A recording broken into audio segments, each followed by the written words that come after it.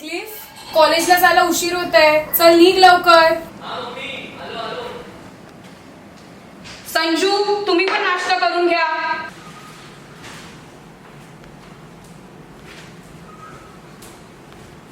Cliff,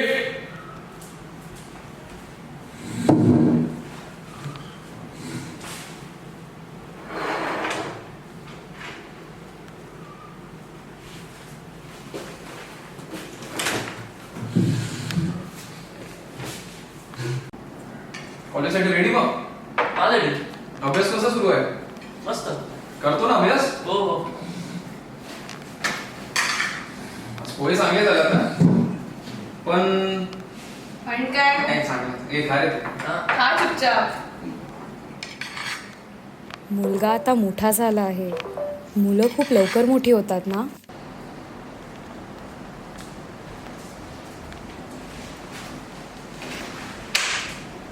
येतो आम्ही.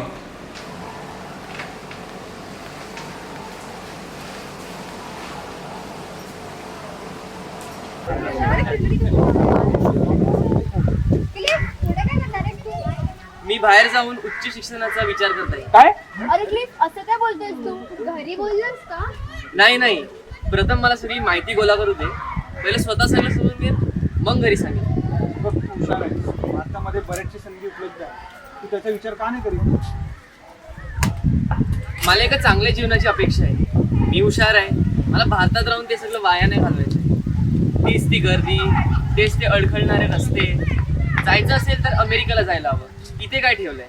बरोबर. परफेक्ट बोलले. पॉइंट. हॅलो. हा येतो. शीतल, कसा होता आजचा दिवस? ठीक होता. कुठे आहे आपला हिरो? आजकाल खूप लेट होतो कॉलेजमधून आणि त्याचं आता कॉलेजचं शिक्षण पण पूर्ण होत आहे. आपल्याला बोलावं लागेल त्याच्याशी. हो, माझ्याही डोक्यात तेच चाललंय. आपण त्याच्याशी सविस्तर बोलूया. क्लिफ, काय कॉलेज काय बोलते? तुझं हे शेवटचं वर्ष आहे. मग कसं चाललंय अभ्यास? हा करतो ना. चांगलं चाललंय कॉलेज. पुढचा विचार काही आहे की नाही? अजून डोक्यात काही विचार नाही, काय नक्की नाही अजून, पण ठरलं की सांगतो. ओके.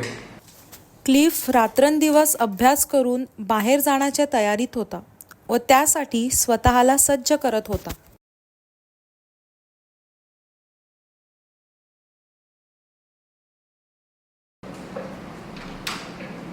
मम्मी डॅडी, हे बघा, मला 97% आले. कॉंग्रॅच्युलेशन्स. मला तुमच्याशी बोलायचं आहे. अरे ते सोड, पहिला पण तोंड गोड करूया. शीतल, जाऊन पेट्या. हो. हे काय?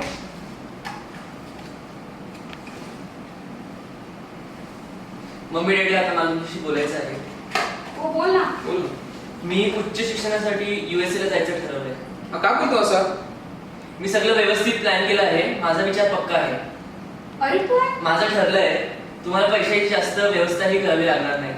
मी स्वतःच्या नावावर स्टुडंट लोन काढणार आहे.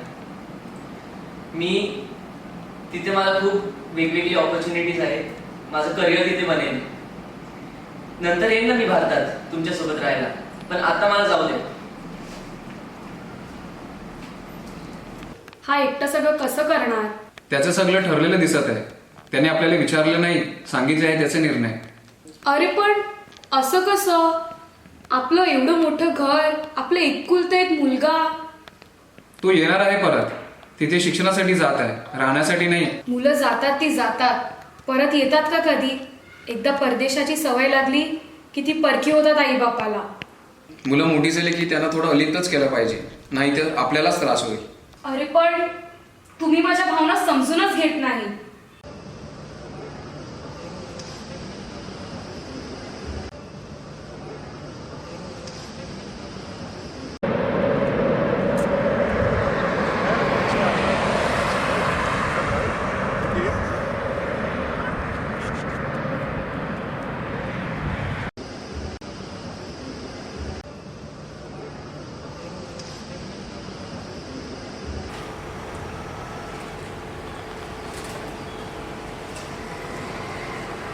हॅलो. हॅलो, कसा आहे रे? हां डॅडी, मी पोचलो. सगळं चांगलं आहे, खूप छान आहे. ओके ओके, काळजी घे, फोन करत राहा. हो हो. शीतल, क्लिफचा फोन आला होता, तो पोहोचला. हो. घरातलं एकटं पण आता असंही होत चाललंय. खूप एकटं वाटतं घरी. आता असं वाटतं वेळेतच दुसऱ्या बाळाचा विचार करायला हवा होता. जे झालं ते झालं. प्रत्येक सिच्युएशन मध्ये आपल्याला सुखी राहायचं आहे. आपण आपले कर्तव्य केले, त्याच्याकडून अपेक्षा करू नये. शीतल, लवकर आहे, क्लिफचा फोन आलाय. डॅडी मम्मी, मी शिक्षण पूर्ण करून सर्वात प्रथम आलो आहे व मला मोठ्या कंपनीत मोठ्या पदावर नोकरी मिळालेली आहे. संधी स्वतःहून चालत आली आहे. मी ती घेणारच आहे. Great, congratulation. चांगलं आहे हा. मग आता परत भारतात कधी येणार आहेस? आता ते सगळं मला विचारू नका. मला पैसा कमवायचा आहे. खूप चांगलं आयुष्य जगायचं आहे. मौज मजा करायची आहे. चला आता मी फोन ठेवतो.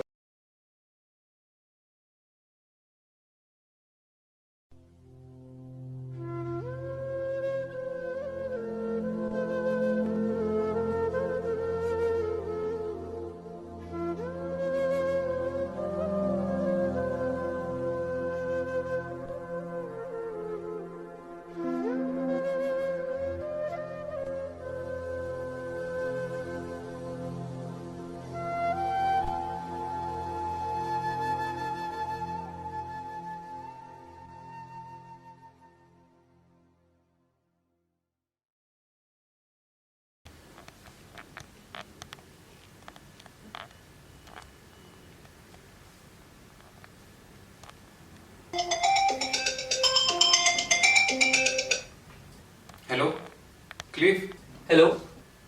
आईला भेटायचं आहे तुला. तू येणार आहेस ना? हा डॅडी, आता कॉन्फरन्स आहे 2 दिवसांची. येतोस ना रे? मी तुम्हाला नंतर सांगतो. नंतर बघतो मी. Hello Cliff. तर चला, बाय डॅडी. बाय.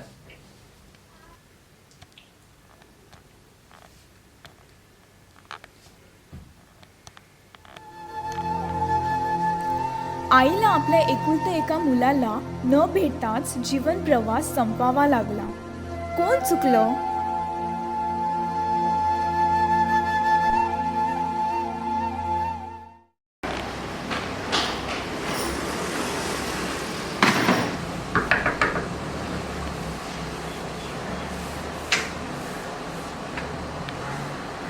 माफ करा बाबा, थोडा उशीर झाला. तू आज का आला? तू जा, तुझी काही गरज नाही इथे.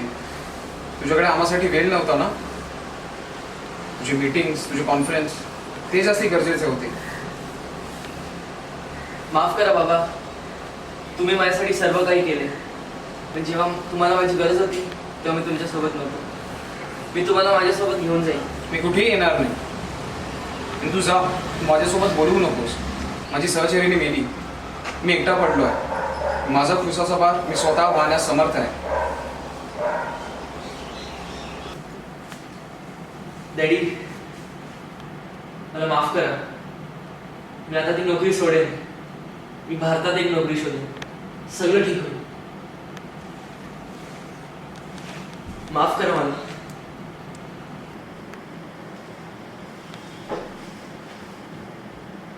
क्षमा करून बाबांनी आपला मुलगा परत मिळविला.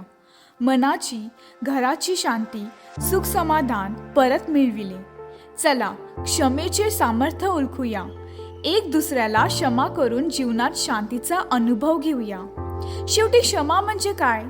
कुस्करलेल्या फुलांनी हाताला दिलेला सुगंध म्हणजे क्षमा.